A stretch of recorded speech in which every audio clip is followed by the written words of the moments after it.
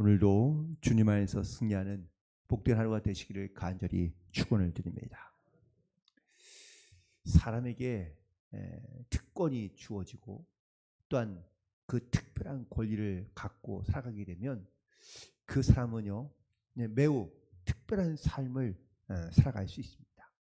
하지만 누구에게나 특별한 권리를 주었다면 그건 특별한 것이 아니죠.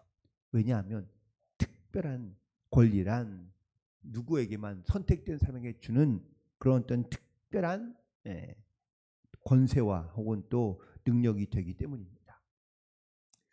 오늘 본문에서 8장에서 보면은 끝절에 보면 높음이나 기쁨이나 어떤 피조물이라도 우리를 우리 주 그리스도 예수 안에 있는 하나님의 사랑에서 끊을 수 없다라고 고백하고 있습니다. 이 하나님의 사랑을 받은 것이 바로 이스라엘 백성이 갖고 있는 큰 특권이며 은혜인 줄로 믿습니다. 이 끊을 수 없는 사랑을 누리며 이 땅 가운데 살아가고 있는 이스라엘 백성들은 그러면 어떤 특권을 누리며 살아가고 있는 걸까요?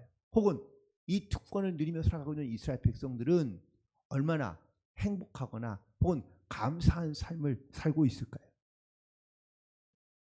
우리가 아무리 좋은 특권 누리고 살거나 아니면 가지고 있어도 내가 그것을 실제적으로 느끼지 못하고 깨닫지 못하고 또한 그 특권에 대하여 감사하는 마음이 없으면요 특권을 가지고 있거나 혹은 또 특권을 누리며 살고 있다고 말할 수 없습니다. 사도 바울이 이스라엘 백성들을 향하여 오늘 본문에 나는 큰 근심을 가지고 있다고 1절에서 말하고 있습니다.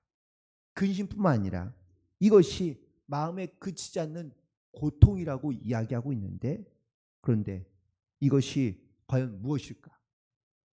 그건 바로 이스라엘 백성들이 구원을 얻지 못하고 있는 것에 대한 근심입니다. 고통입니다. 오늘 본문 3절에 있는 말씀을 보시기 바랍니다. 나의 형제 곧 골육의 친척을 위하여 내 자신이 저주를 받아 그리스도에게서 끊어질지라도 원하는 바로다. 자기가 자기의 목숨이 혹은 또 자기의 생명이 그리스도에서 끊어진다는 것은 구원을 얻지 못하거나 아니면 자기가 구원받았지만 이 믿음을 가지고 특권을 가지고 살아가지만 그 특권을 자기가 빼앗긴다 할지라도 자기에게 원하는 것 그건 바로 내 형제 내 친척이 바로 구원받는 것임을 오늘 본문에서 바울이 고백하며 선포하고 있는 것을 보게 됩니다. 마치 이 바울의 근심은 어떤 누구의 근심같이 보이느냐? 모세의 모습과도 매우 닮아 있는 것을 볼 수 있습니다. 이스라엘 백성들이 광야에서 모세가 하나님의 말씀을 들으러 말씀을 또한 계명을 들으러 올라간 사이에 이 아래 시내산 아래에 있던 이스라엘 백성들이 우상을 만들고 그 금송아지 상에 절하기 시작합니다. 이 일에 하나님께서 크게 진노하십니다. 그러며 모세에게 말씀하시기를 내가 그들을 진멸하고 내가 너로 큰 나라가 되게 하겠다라고 이렇게 하나님께서 말씀하시자 모세가 하나님께 좋아요 엎드리며 하나님께 간구하며 기도합니다. 출애굽기 32장 32절에 있는 말씀에 그러나 이제 그들의 죄를 사하시옵소서. 그렇지 아니하시오면 원하건대 주께서 기록하신 책에서 내 이름을 지워버리시고 저들을 구원하여 주옵소서. 모세가 자기의 이름이 하나님의 생명책에서 사라지는 한이 있더라도 나를 대신 제물로 삼으시고 이스라엘 백성들을 구원해달라고 고백했던 이 모세의 고백이 마치 오늘 본문에서 우리가 함께 읽은 내 형제, 내 친척을 위하여 내 자신이 저주를 받고 그리스도에게서 끊어질지라도 이스라엘 백성들이 구원받기를 원하는 이 바울의 특별한 마음을 오늘 본문에서 볼 수 있습니다. 그런데 이런 바울의 진심과 바울의 마음을 과연 다른 유대인들이 알았을까요? 유대인들은 이 바울을 변절자라고 미워하고 있습니다. 처음에는 예수 믿는 사람들을 그렇게 붙잡아다가 감옥에도 가두고 또 그들을 괴롭게 했던 이 바울이 이제는 변하여 오히려 율법을 따르는 이 유대인들을 향하여 너희들에게는 구원이 없다라고 선포하며 오직 예수님만이 메시아이며 구세주가 되신다는 것을 선포하자 이 변절자인 이 바울을 죽이기 위해서 40명이나 되는 사람이 금식을 선포합니다. 바울을 죽이기 전까지는 우리는 먹지도 마시지도 않겠다라는 사람들이 생겨나게 되었고, 또 이 바울을 죽이기 위해서 아주 무더기도 애를 썼던 것을 볼 수 있습니다. 실제로 바울도 이 사람들의 괴롭힘과 아니면 이런 개인 관계로 인해서 그들 모세가 바울이 죽을 뻔한 위험이 얼마나 많았는지 모릅니다. 그럼에도 불구하고 바울은 이렇듯 자기를 미워하는 사람들을 살리며 혹은 또 구원하기 위하여 개인적인 감정으로 보복하거나 미워하지 아니하고, 예수님이 마치 예루살렘 보시고 눈물을 흘리셨던 것처럼 모세가 이 어리석은 이스라엘 백성들을 대신하여 그가 생명책에서 지워지니 한이 있더라도 그들을 구원달라고 기도했던 이 모세의 마음이 바로 이 바울의 마음에게도 있었던 것을 보게 됩니다. 그렇다면 유대민족이 갖고 있는 특권들은 과연 무엇일까요? 오늘 보면 5절부터 6절까지에 있는 말씀에 이 유대인들이 갖고 있는 특권들이 등장하게 되는데, 첫 번째는 바로 양자됨입니다. 양자, 바로 하나님의 아들이 되었다는 것이죠. 주인의 아들이 되었다는 것을 의미하고 있습니다. 하나님께서 이스라엘 백성들을 택하시고 그들을 하나님의 양자로 삼으셨습니다. 즉 하나님의 백성, 하나님의 자녀가 된 것이 바로 이스라엘 백성들이 받은 가장 큰 특권이고 은혜인 것이죠. 그래서 이것을 우리는 선택받았다라고 이렇게 이야기합니다. 하나님께서 이스라엘 백성들을 택하시고 또한 그들을 하나님의 자녀로 삼으시며 그들 가운데 이런 특별한 하나님의 은혜와 권세를 부여하신 것은 이 땅 위에서의 특권이 아니라 하나님 나라에서의 특권이라는 것을 의미하고 있는 겁니다. 우리는 이런 하나님의 양자됨으로 하나님의 자녀가 되었음을 우리가 믿음으로 고백하며, 이 믿음의 고백 가지고 우리가 영적인 담대함을 가지고 하나님 나라의 자녀로서 이 땅 가운데 승리하며 살아갈 수 있는 저와 여러분 되기를 간절히 부탁을 드립니다. 두 번째, 영광입니다. 이 영광은 바로 하나님께서 나타나시고 하나님께서 또한 역사하시는 그런 영광을 의미하고 있는 단어입니다.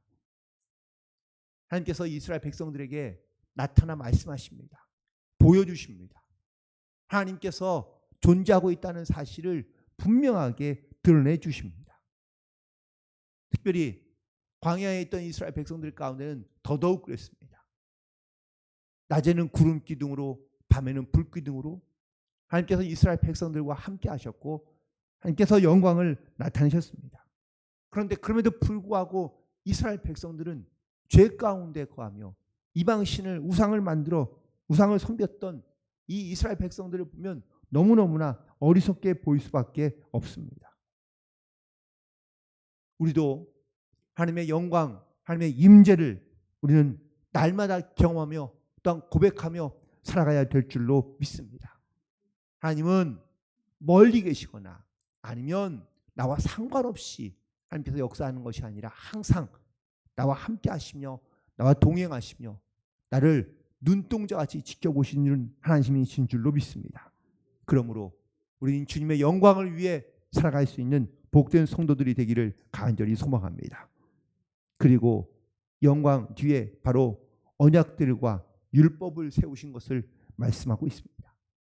하나님께서 이스라엘 백성들 가운데 끊임없이 약속해 주시고 말씀해 주십니다. 또한 하나님께서는 하나님의 말씀을 이스라엘 백성들에게 주셨습니다. 이 율법은 바로 하나님의 말씀은 약속들은 우리를 괴롭게 하거나 힘들게 하는 것이 아니라 우리에게 복을 주시고 또한 의롭게 살기를 원하시는 하나님의 뜻과 또 하나님의 목적이 있는 줄로 믿습니다.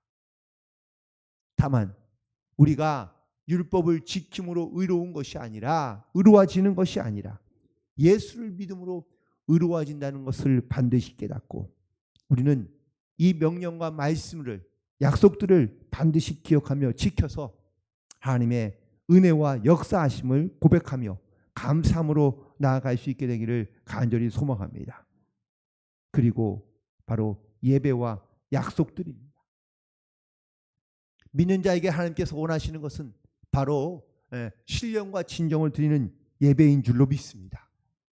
하나님은 제사를 원치 않으시고 순종을 원하신다고 말씀하고 있는데 이 순종이 온전한 바로 제사인 것이고 또한 예배인 것이죠.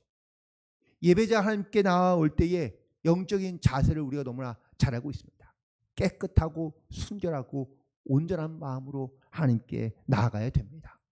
우리가 주님 앞에 예배한다는 것 또한 우리가 주님 앞에 하나님께서 기뻐하시는 예배를 드린다는 것은 내가 세상의 것들로 가득 차 있는 것이 아니라 내 안에 주님의 임재와 영광으로 가득 찬 그래서 기쁨과 감사로 충만한 이러한 예배자의 모습이 바로 하나님께서 기뻐하시는 모습인 줄로 믿습니다.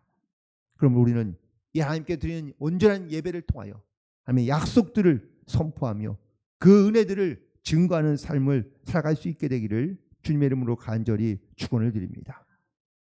그리고 바로 6절에 있는 5절에 있는 말씀인데 조상들도 그들의 것이고 육신으로 하면 그리스도가 그들에게서 나셨으니 즉 메시아가 이 땅 가운데 오셨다는 것을 바로 말씀하고 있는 겁니다.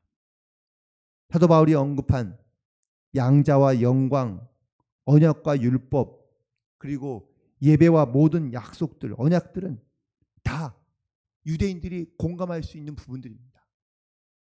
그런데 이 마지막 부분인 메시아는 이스라엘 백성들이 인정하고 싶지 않은 부분 혹은 인정하지 않고 있는 부분인데 여전히 유대인들은 아직도 메시아가 오지 않았다고 믿고 있기 때문입니다. 그리고 그들은 여전히 지금도 메시아를 기다리고 있는 사람들이 많습니다. 가장 큰 특권과 은혜를 얻었음에도 불구하고 이스라엘 백성들은 깨닫지 못하며 또한 믿지 못하고 그리고 그 깨닫지 못하고 믿지 못함으로 말미암아 영적인 구원의 은혜들을 그들은 갖지 못하고 있으니 이 사도 바울이 안타까운 마음을 가지고 이스라엘 백성들에게 선포하고 있는 겁니다.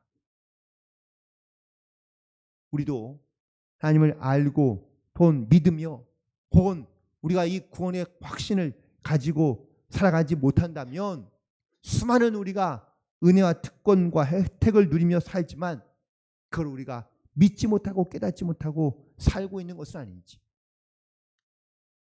혹시 우리에게 주어진 하나님의 귀한 은혜와 특권들은 과연 무엇인지를 오늘 다시 한번 말씀을 통하여 결단할 수 있게 되기를 간절히 소망합니다. 우리도 하나님의 특권과 은혜를 누리며 살아가는 그런 믿음의 주인공인 줄로 믿습니다. 사도 바울은 이 특권과 은혜를 얻고 난 다음에 그가 세상에 있는 모든 것들을 다 배설물과 같이 버렸다고 빌립보서 3장 8절에서 고백하고 있는 것을 알 수 있습니다. 그가 모든 것을 다 이렇게 버릴 수 있었던 이유는 바로 하나님께서 나에게 주신 그 은혜와 특권이 얼마나 귀하고 소중한지를 그가 깨달았고 또한 믿음으로 고백하며 결단할 수 있었기 때문이라는 사실입니다. 바울은 오늘 이스라엘 백성들을 향하여 유대인들을 향하여 율법으로 구원을 받는 것이 아니라 오직 예수를 믿음으로 구원 얻는 것을 선포하고 있습니다. 그리고 모든 이스라엘 백성들이 다 구원을 받기 원하시는 하나님의 귀한 마음을 이 사도 바울도 품고 또한 그 말씀을 선포하며 증거하고 있는 것을 보게 됩니다. 하지만 하나님의 큰 은혜와 특권을 가지고 누리며 살고 있는 이스라엘 백성들은 정작 이 특권과 은혜가 무엇인지를 깨닫지 못하며 또한 그것을 감사하지 못한 채 살아가고 있다라는 것이죠. 우리도 오늘 하루를 시작하며 준비하지만 하나님께서 날마다 우리에게 주시는 하나님의 귀한 은혜뿐만 아니라 우리에게 주어진 하나님의 큰 특권이 있는 줄로 믿습니다. 이 특권을 내가 누리며 살아갈 뿐만 아니라 이 특권을 알지 못하고 깨닫지 못하며 믿지 못하는 영혼들을 향하여 우리가 담대하게 구원을 선포하며 이 은혜의 특권을 누리며 살아갈 수 있도록 우리도 그 복음의 증인으로 이 땅 가운데 살아가야 될 줄로 믿습니다.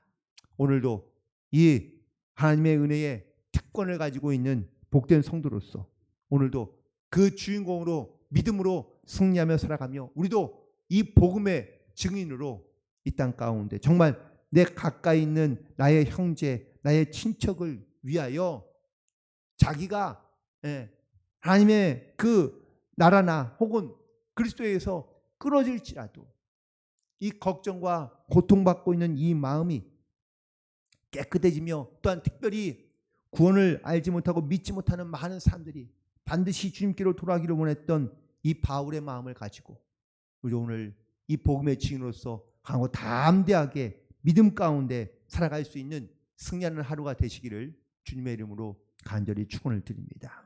기도하시겠습니다.